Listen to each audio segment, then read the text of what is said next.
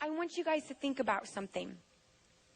Worship is not music. Worship is not songs. Those are expressions of worship.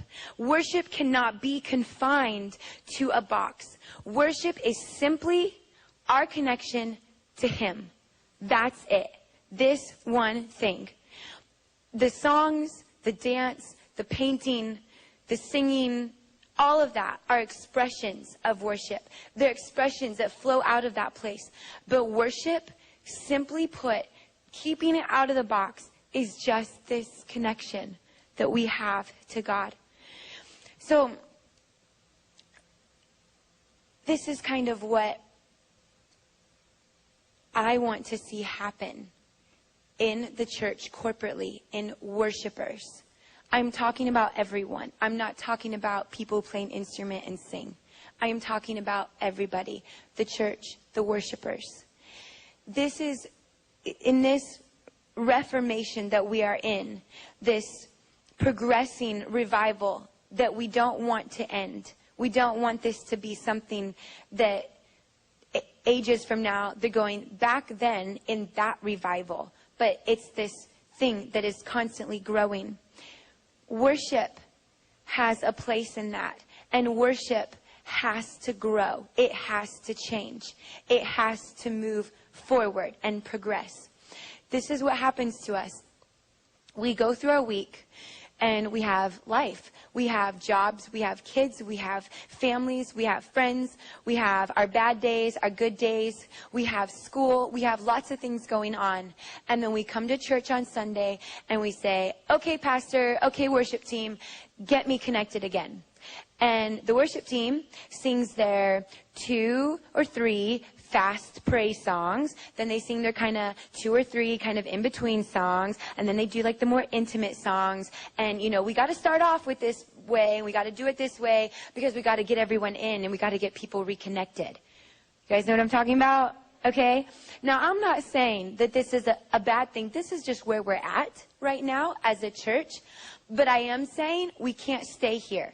We can't stay in this place. Imagine what would worship be like if everyone corporately came in already connected, ready to go, saying, I don't need a song to get me connected again. I don't need anyone to do anything to conjure something up inside of me because I fought all week long for this connection because it is the most important thing in my life. How amazing would worship be? How much deeper could we go? What would it be like? How much of God's presence, even more, could we consume in these times of corporate gathering? It blows my mind to think about how that could be. I have a well inside of me. We all do. We all have this well inside of us. It is our job and our responsibility to keep it full. Full does not equal to the rim. Full equals overflowing. There's a constant pouring in and a constant pouring out. And whatever I got to do to keep that well filled, that's what I'm going to do. Because we all feel that. Like, say you go to a conference and you get revved up, you get refreshed, you get renewed, you get something restored in you. Something gets jolted awake and you come home and you're like, all right, things are going to change, family. We're going to do this and this and this. And you set out your goals for your week. And this is what happens. You start doing it and maybe you get bored. Or maybe you don't have some crazy encounter and the angel Gabriel didn't come and tell you what to do next year. And maybe, like all these things happen and we start to detach and become disconnected and we pull back further. And then here we are, we're waiting for Sunday to reconnect. Or if you don't really enjoy your worship at your church, you're just waiting for the next conference, which who knows when that is, right? Like we all do this all the time. Like I remember so many times just even coming into worship and going, why do I feel like I've got to, work it up? Why does it feel that way? And I started getting this revelation like, oh, this connection. Where is it going in my week? What's happening to that? What's happening? And keeping that connection alive. This is what it looks like. At any moment, I can go to the grocery store and I can be standing in line and I can stop, boom, what I'm doing right there, and I can worship Jesus with all that is within me, with all the passion inside of me, right then and there, because this connection is alive. It is alive. It is connected.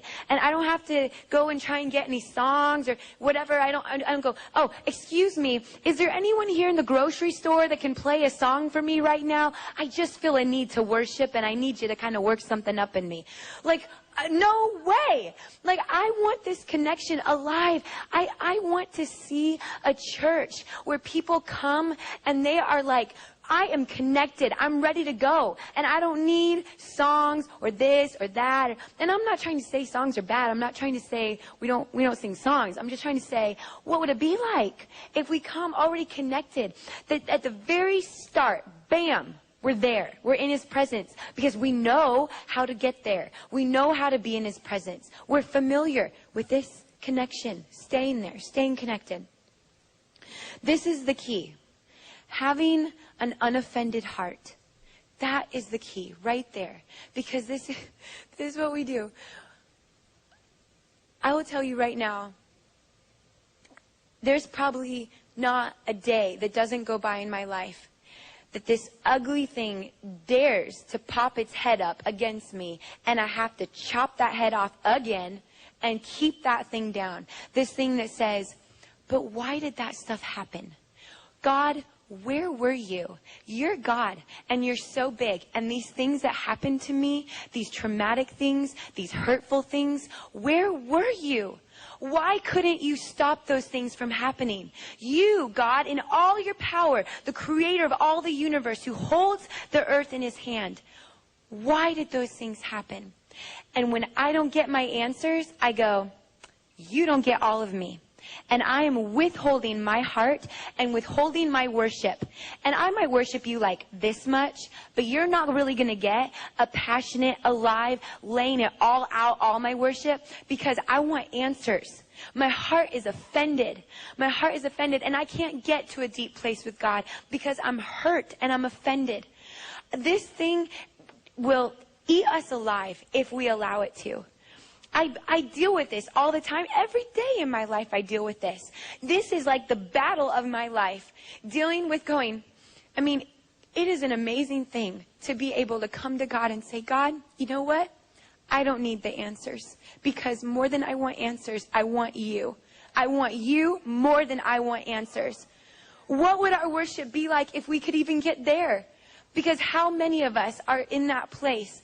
Some of us are there and don't even know it. We're going, gosh, why can't I get deeper with God?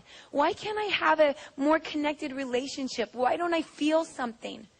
Maybe there's a place in your heart that's had an offense, that's pulled back as a natural reaction. I got hurt. I got burned. Ouch. Ouch. I pull back. But to be able to press through the pain and press through all that stuff and say, it is of little importance compared to being with God.